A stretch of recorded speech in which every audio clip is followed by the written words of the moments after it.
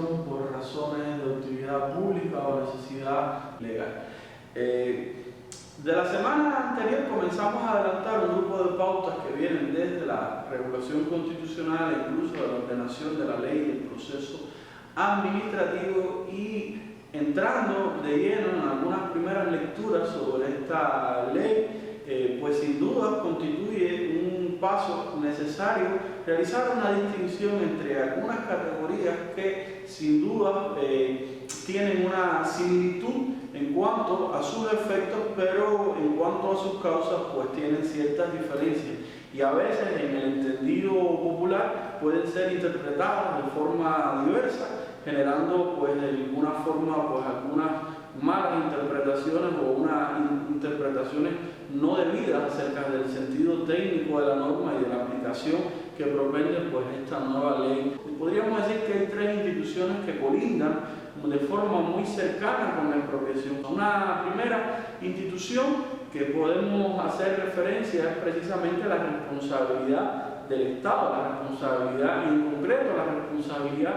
de la administración pública. Esta es una institución que está consagrada a día de hoy en el texto 98, en el artículo 98 del texto constitucional, y reconocida de igual modo en la ley del proceso administrativo, que reconoce que las personas que sufran un daño o un perjuicio causado indebidamente por el actuar del agente o del funcionario del Estado, pues tienen el derecho de reclamar y de obtener la correspondiente indemnización en la forma en que establece la ley. Es una institución que estaba ya regulada en el artículo 26 del texto constitucional de 1976, que sin duda constituyó una de las grandes garantías que prevía este texto constitucional, aunque de alguna manera tampoco tuvo una práctica pues del todo contesta, porque tuvo otros mecanismos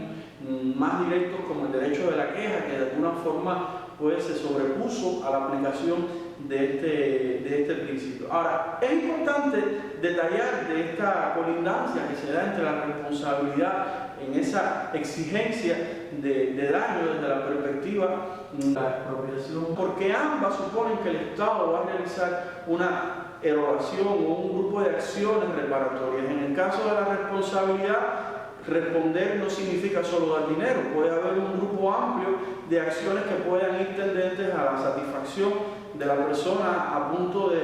realizar una reparación integral. E integral, pues de alguna manera significa un conjunto amplio de actuaciones por parte del Estado que no se circunscribe solamente al hecho de realizar alguna erogación financiera. Por el otro lado, el multiprecio expropiatorio, pues de alguna manera pues alude también a una idea de reparación que se puede generar ya precisamente acotada al ámbito de afectación patrimonial que se produce con la expropiación, que sin duda pues también traslada valores pues precisamente del ámbito de lo público, del ámbito privado, al ámbito de lo público. Ambas se diferencian en el sentido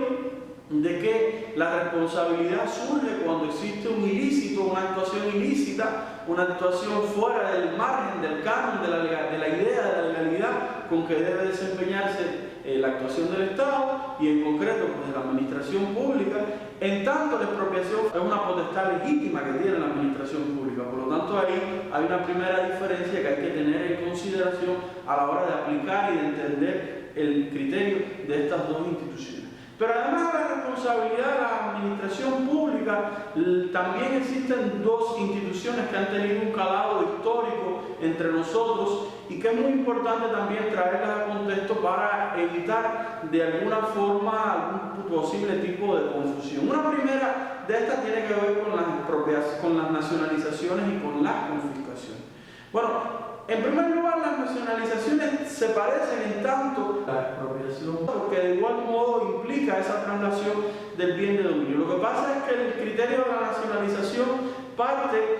más bien como un acto de soberanía, propiamente cuando hay un motivo de una utilidad que es inminente para poder realizarlo. Depende de una potestad legítima que tiene el Estado y que precisamente persigue una gran finalidad social. Nosotros miramos en otros contextos comparados, en escenarios recientes como en América Latina, por ejemplo, la cuestión de los hidrocarburos, por ejemplo, ha sido una cuestión de soberanía nacional y de alguna manera se han nacionalizado esos recursos una vez que ya estaba en gestión con títulos de utilización, con títulos habilitantes para la explotación de esos determinados bienes, pues el Estado ha nacionalizado y ha traído nuevamente bajo el régimen jurídico del dominio público pues esos bienes para poder explotarlo de una mejor manera y obtener una mejor riqueza social. Pero sin duda tienen una magnitud un poco más grande, a diferencia de lo que sucede en la confiscación. La confiscación, por otra parte, sin duda constituye una, a diferencia de la nacionalización, que entre nosotros tuvo un arraigo histórico muy importante en la década del 60, no siendo así una práctica conteste en los últimos años de la práctica de nuestra administración pública, de nuestro Estado, sí en el caso del derecho administrativo sancionador, lo que sucede con esta otra institución. Y es que evidentemente solo cuando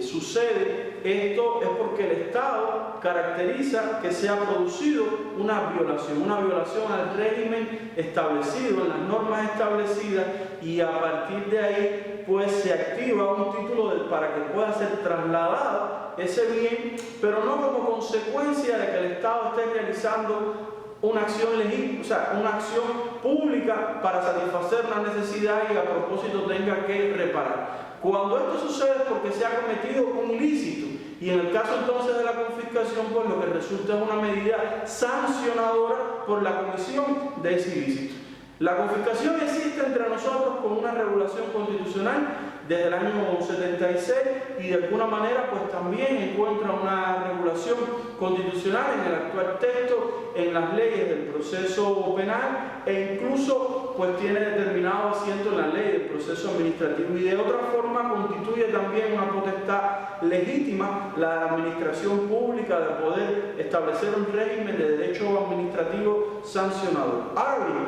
hay una diferencia conceptual sobre todo entre estas dos, y es importante entenderla porque no es lo mismo una ley para retirarle a las personas ese derecho de propiedad que tiene a propósito de que ha cometido un acto ilícito, a, por el contrario, solicitar, declarar una utilidad pública